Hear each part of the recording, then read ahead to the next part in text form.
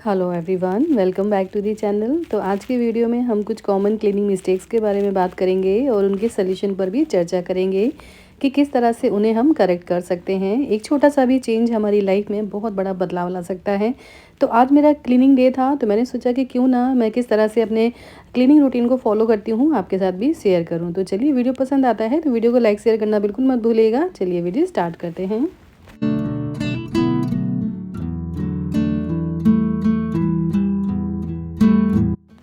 चलिए, अपनी क्लीनिंग को हम स्टार्ट करते हैं। तो जब भी हम सभी डस्टिंग करते हैं तो हम सबसे पहले अपने जो नीचे का सामान है ना, उसे क्लीन करना स्टार्ट करते हैं। और सबसे पहले जो भी सामान इधर उधर बिखरा होता है उस सामान को आप रख दीजिए, जिससे कि आपको डस्टिंग के टाइम पे दिक्कत नहीं हो।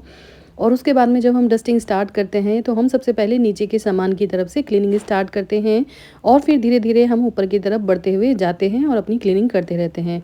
इससे क्या होता है कि जो हमारा बॉटम का एरिया है ना, वो हमारा वापस से गंदा हो जाता है, क्योंकि डस्ट ऊपर से नीचे गिरती है, जिसकी वजह से हमारा जो बॉटम का एरिया है वो गंदा हो जाता है और हमें फिर से वहाँ पर क्लीनिंग करनी पड़ती है। तो ये एक गलत प्रोसेस है जिसे हम सभी लोग लगभग फॉलो ही करते हैं, क्योंकि हम इस सब सारी चीज़ों को ध्यान नहीं देते हैं। तो बढ़ते हैं अपने करेक्ट प्रोसेस की तरफ कि क्या करेक्ट चीज़ें हैं। तो जब भी आप क्लीनिंग स्टार्ट करें ना, टॉप टू बॉटम की तरफ ही स्टार्ट करें, यानी कि क्लीनिंग आपको ऊपर से स्टार्ट करनी है। ऊपर ऊपर से स्टार्ट करते हुए आपको नीचे की तरफ आते जाना है।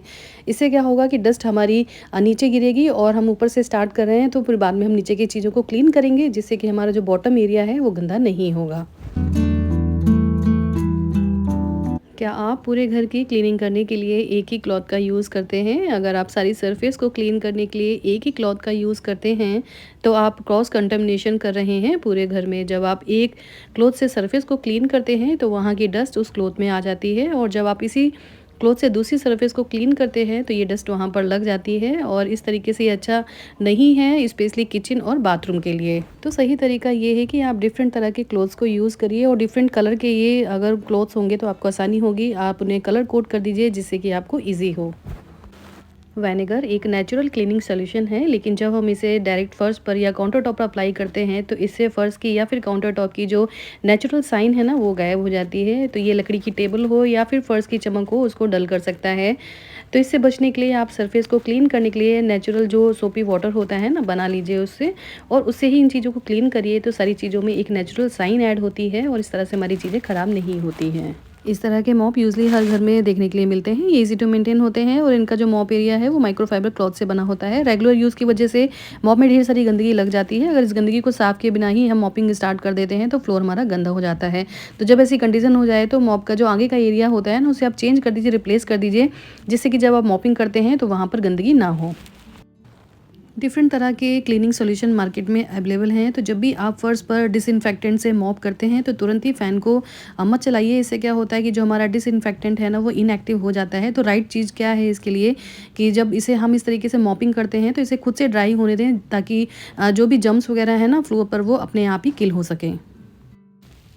हम सभी सबसे पहले क्या करते हैं, फ्लोर को क्लीन कर लेते हैं, और उसके बाद में जैसे बेड की क्लीनिंग हो गई, बेड को अच्छे से क्लीन करना है, चादर को घड़ी बना के रखना है, जो भी इस तरह की क्लीनिंग होती है ना, वो बाद में करते हैं। इससे क्या होता है कि जो भी डस्ट उन पर लगी रहती है ना, वो सारी वापस फर्श पर आकर गिर जाती है। तो इसका जो राइट सोल्यूशन है वो यही है कि सबसे पहले आप अपने बेड को बनाइए, चादर को घड़ी बना के रख दीजिए, और उसके बाद ही अपने वापस जो आपका फ्लोर है ना, उसे क्लीन करिए, यानी कि फ्लोर पर झाड़ू लगाइए, जिससे कि जो भी गंदगी होगी ना, वो सारी फ्लोर पर आ गई होगी। तो आप जब क्लीनिंग करते हैं ना, तो ये सारी प्रॉब्लम आपको फेस नहीं करनी पड़ेगी। जब भी हम मॉप करते हैं तो मॉप से या फिर स्टिक से हमें बहुत ज़्यादा प्रेशर स्टिक पर नहीं लगाना चाहिए। स्टार्टिंग में जब भी हम मॉपिंग स्टार्ट करते हैं तो किसी भी पैटर्न में हम मॉप को लगाते हैं तो हमारे निशान ज़रूर आते हैं फर्श पर, या फिर कुछ एरिया हमारा मॉपिंग से रह भी जाता है। तो इन चीज़ों को अवॉइड करने के लिए कुछ पॉइंट्स को आप फॉलो कर सकते हैं। तो सबसे पहले जो भी हमारा मॉप है ना, उसको अच्छे से पानी से इस तरीके से निकाल लीजिए, ताकि जो भी एक्स्ट्रा पानी है ना उसका निकल जाए। लेकिन एक बात यहाँ पर ध्यान दीजिए कि मॉप को हमें बहुत ज़्यादा ड्राई नहीं करना है कि बिल्कुल ही हम पूरा इसका पानी निकाल दें, ऐसा नहीं करना है। अब आपको मॉपिंग करना स्टार्ट करना है, तो मॉपिंग स्टार्ट करने के लिए आप कॉर्नर से स्टार्ट करिए, और इस तरीके से एस पैटर्न में आपको मॉपिंग स्टार्ट करनी है, और इस तरीके से एस पैटर्न को फॉलो करते हुए आपको पीछे की साइड में आते जाना है। इससे आपका फ्लोर है ना पूरी तरह से क्लीन हो जाता है, और आपकी फर्श पे ना एक नई सी चमक आ जाती है।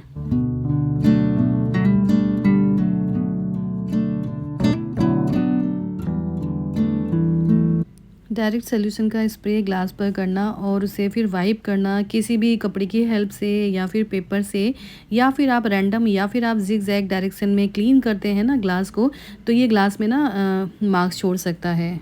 स्टेन फ्री ग्लास और चमकदार ग्लास के लिए कभी भी डायरेक्ट स्प्रे को ग्लास पर ना करें, हमेशा क्लॉथ पर स्प्रे करें और टॉप लेफ्ट से क्लीनिंग स्टार्ट करें और नीचे की तरफ आते जाएं। वही सेम एस पैटर्न को हमें यहाँ पर फॉलो करना है। तो इस तरह से आपका ग्लास हमेशा ही चमकदार रहेगा।